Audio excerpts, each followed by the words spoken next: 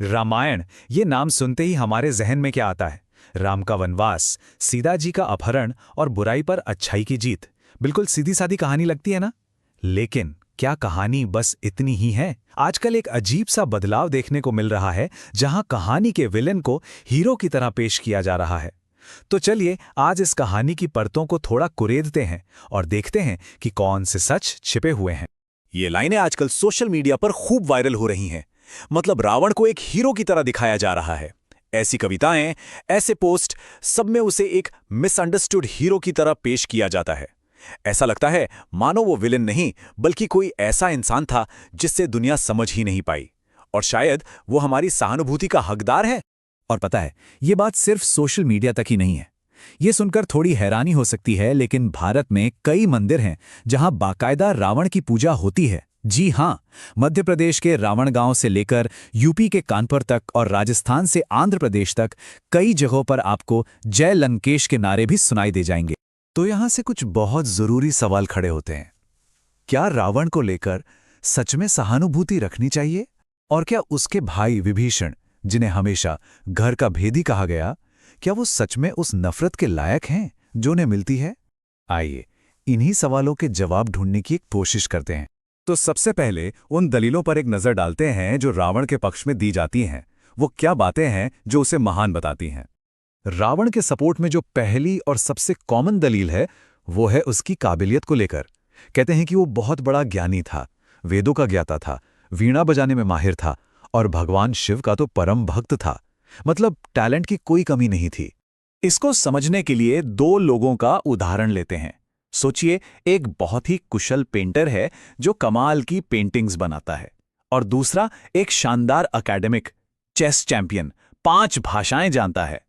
सवाल यह है कि क्या किसी का टैलेंट ही उसके अच्छे या बुरे होने का सर्टिफिकेट हो सकता है?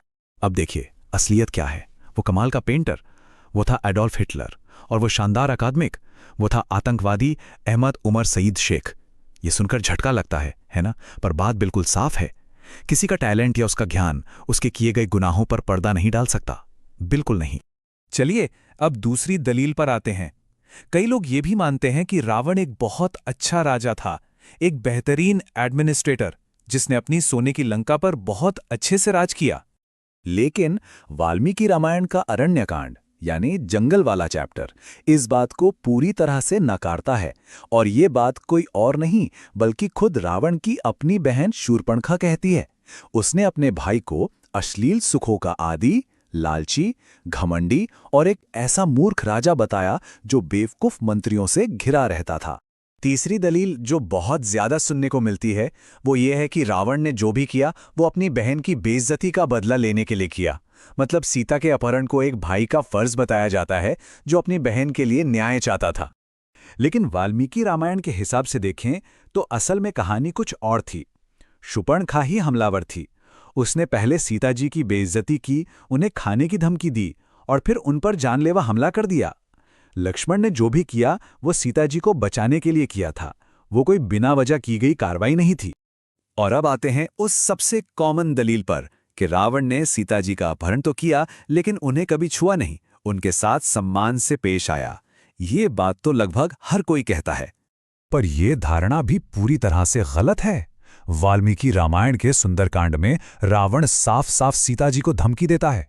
वो कहता है कि अगर 2 महीने में मेरी पत्नी नहीं बनी तो तुम्हें मारकर मेरे नाश्ते के लिए पका दिया जाएगा। अब इसे किसी भी एंगल से सम्मानजनक व्यवहार तो नहीं कहा जा सकता। तो रावण के बारे में इन बातों को जानने के बाद ये देखना भी बहुत दिलचस्प है कि उसके भाइयों कुंभकर्ण और विभीषण ने क्या किया। उन दोनों के सामने भी तो धर्म संकट था और दोनों ने बिल्कुल अलग अलग रास्ते चुने। तो यहां पर दोनों भाइयों का फर्क साफ नजर आता है। एक तरफ कुंभकर्ण है, उसे पता है, अंदर ही अंदर वो जानता है कि उसका भाई गलत रास्ते पर है, फिर भी वो भाई के लिए वफादारी निभाता है और युद्ध में अपनी जान दे देता है। और दूसरी तरफ विभीषण, वो वफादारी से भी ऊपर धर्म को चुनता है, और ये कोई आसान फैसला नहीं था, अपने ही भाई के खिलाफ जाना। और विभीषण के इसी फैसले की वजह से उन्हें अक्सर गद्दार या घर का भेदी कह दिया जाता है। पर सवाल यह है कि क्या वो सच में गद्दार थे या फिर कहानी के असली हीरो में से एक थे? चलिए इसे आज के जमाने के कुछ उदाहरणों से समझते हैं। फिल्म दीवार याद है? जब ईमानदार पुलिस अफसर रवि अपने अपराधी भाई विजय से कहता है, साइन करोगे या नहीं, तो हम सब रवि को हीरो मानते हैं, गद्दार नहीं, क्योंकि उसने परिवार से ऊपर कानून को चुना। या फिर एक असल जिंदगी का उदाहरण देखिए। 2019 में एक माँ को अपने बेटे की डायरी मिलती है जिसमें एक मास शूटिंग की पूरी प्लानिंग थी। उस माँ ने क्या किया? उसने पुलिस को फोन किया। सोची कितना मुश्किल फैसला रहा होगा, लेकिन उसने बहुत सारी जानें बचाने के लिए सही काम किया। आज की भाषा में कहें तो विभीषण एक व्हिसल ब्लोअर थे। जैसे एडवर्ड स्नोडन ने अपने संगठन की गलत बातों को दुनिया के सामने रखने के लिए वफादारी तोड़ दी, ठीक वैसे ही विभीषण ने अधर्म को उजागर करने के लिए अपने भाई का साथ छोड़ दिया। अच्छा, एक कहानी तो हम सबने सुनी है कि विभीषण ने ही राम को बताया था कि रावण की नाभि में अमृत है ना? लेकिन ये असल में एक बहुत बड़ा मिथक है।